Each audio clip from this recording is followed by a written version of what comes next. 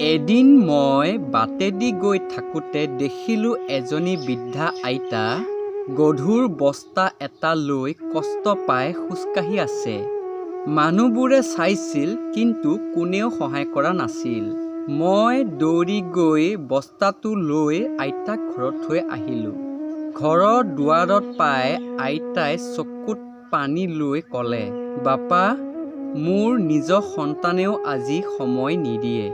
কিন্তু তুমি এজন অচিনাকি হৈও মোৰ কাষত থিয় দিলা।" মই একো ক'ব নোৱাৰিলোঁ, কিন্তু হাঁহি এটা মাৰিলোঁ। সেইদিনা বুজিলোঁ, কেতিয়াবা মানুহে ধন নহয়, কেৱল অলপ মৰম আৰু সহায় বিচাৰে। শেষ মেছেজ: যি হাত আনক সহায় কৰে, সেই হাতেই জীৱনত সঁচা আশীৰ্বাদ লাভ কৰে।